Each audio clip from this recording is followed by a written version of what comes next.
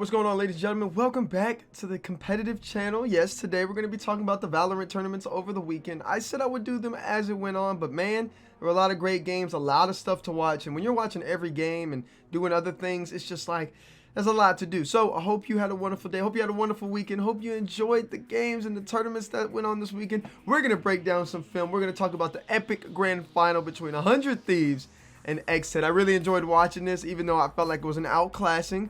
I really enjoyed watching this. So let's get on into the video. Let's break some stuff down and let's see how 100 Thieves beat XSET in this grand final.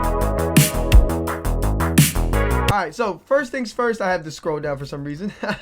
Alright, first things first, what I wanted to show you guys was how XSET essentially lost this, right? It was 1-2. 100 Thieves have been playing well, but all the matches have been close up until this point. 100 Thieves have won 2 really close games, one on Icebox, which I covered to you guys how 100 Thieves was able to overcome the weaknesses on Icebox when they were playing T1. If you haven't seen that, link will be in the description below for you guys to check that out. And then they came back to win, and I'm pretty sure it was on Haven, or I'm pretty sure it was Ascent, excuse me, on there. They ended up coming back and winning handily against XSET after XSET took the second map, which was also very, very close. This was great to watch. XSET really proved a lot of people wrong. Even though I said XSET was a really good team, I didn't have them playing top 2 in this challenges event, and I didn't think they were top 2 in NA, but they really came out, proved me wrong, proved a lot of people wrong, and I just want to say congratulations to XSET. They played well. This isn't the end-all be-all, so don't be discouraged. Any team that qualified, you know, me as an MV boy, we'll talk about MV a little bit later this week, but I had a great time watching this, and anybody who qualified, you did well. You really put on the show this weekend, and I enjoyed the matches.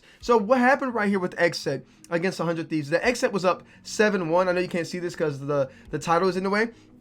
XSET was up 7-1 at this point. They were thoroughly controlling everything that was going on this map. It had all the makings of an XSET run through, a 2-2 tie, and we're headed into another map to finish it up and really see what the next level was going to come back and what was going to happen with the grand finals. I was really stoked to see that. I was actually pulling for XSET, even though I like 100 Thieves, man. I like Nation, I like Hiko, I like all those boys over there, Asuna. I like them, man. They're good people.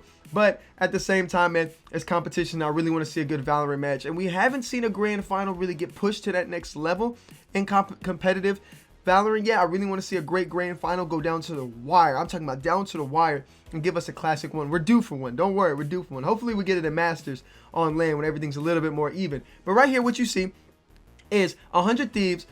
Credit to them.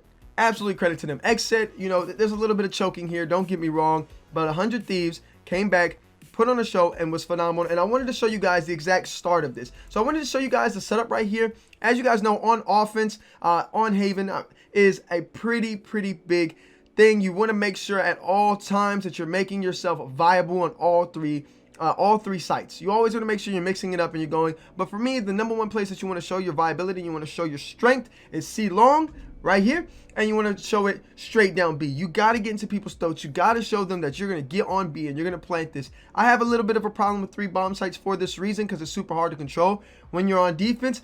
However, 100 Thieves proved that all because you're on defense, or all because something is stacked against you, if you play as a team, you work as a team, and you have a great setup, it's going to always show out to you well. So I wanted to go over the character lineups with you guys. Obviously, you can see right here, you have Pure. He is the only frag character. And when I say frag character, I mean duelist. I just love saying frag character. It sounds better to me. He's the only duelist on this team. And then you have where there is no duelist over here. Usually they run 1 duelist. This was actually very surprising for me. I was looking at the other map. That's probably why I got mixed up. There's no duelist over here, and this was incredibly weird to me to see, because usually you have 1 duelist, right? You have a Raze, or maybe you have a Jet.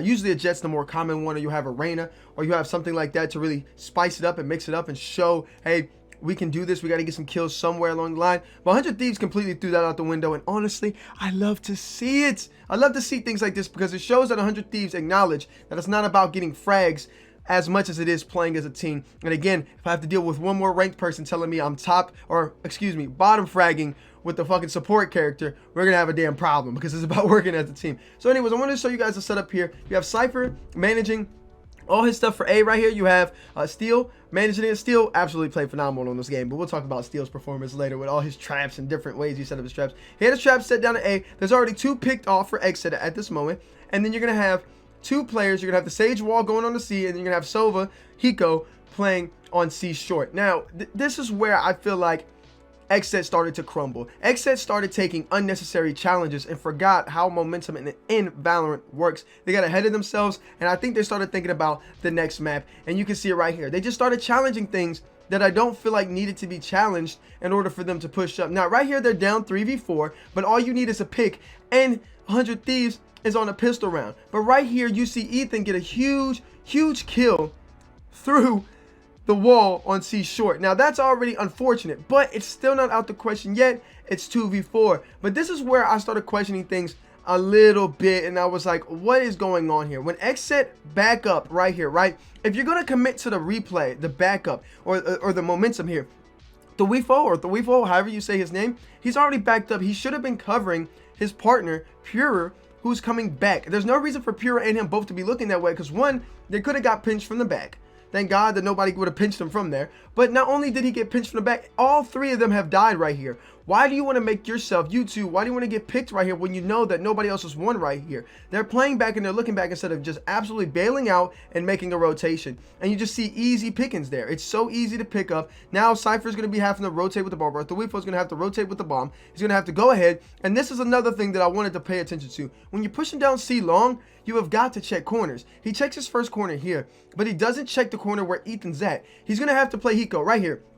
Hiko's coming around the back box, and as he's coming around the back box, Cypher's got to check his left angle, because the right wall is longer than the left wall. An amateur play by XSET, don't know what happened right here, but he goes to check the right wall instead, and as he goes to look for the right wall, he sees Hiko peek. Now he knows that Hiko just peeked, so now he's going to make a quick double take, and instead of doing the quick double take right here and checking his left wall, this wall to the left and the one behind him, he doesn't even check the one behind him, he goes and just absolutely runs at Hiko instead of checking stuff. If he easily looks to the left, and I know that it's easier said than done, there's a lot of nooks and crannies in this game, there's a lot of nookie crannies on different maps, but if he looks to the left right here and sees the Sage, he gets a pick. He could probably get Hiko to bait out. Hiko's great, don't get me wrong. One-on-one, I take my chances with Hiko. But Hiko's already weak and he has armor.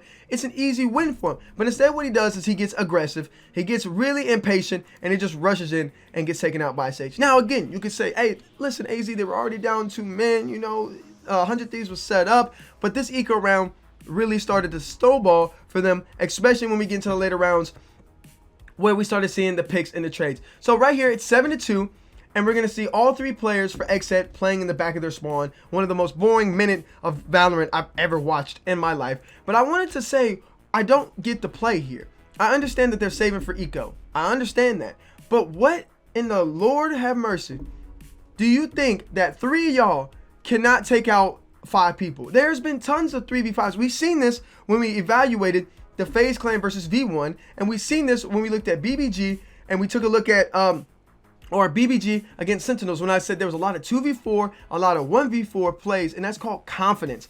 XSET really looked like they feared 100 Thieves. And when you go into any competition and you fear instead of playing for your strengths, that's when you start losing matches. And right here, I ain't gonna cap. I felt a lot of cuck. I felt a lot of cuckness. I felt a lot of, a lot of bullshit right here. And I really don't like seeing this out of XSET. I feel like XSET's a really good team. They showed they were a really good team all weekend.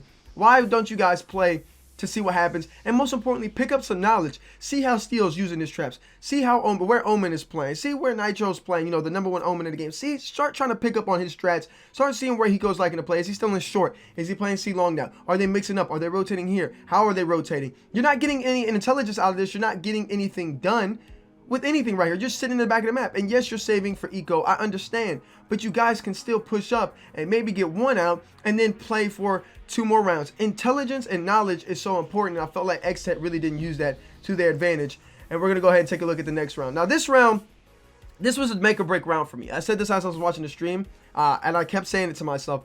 Whatever happens right here is going to be crucial, because only person who has an ultimate 400 Thieves is Steel. Now, don't get me wrong.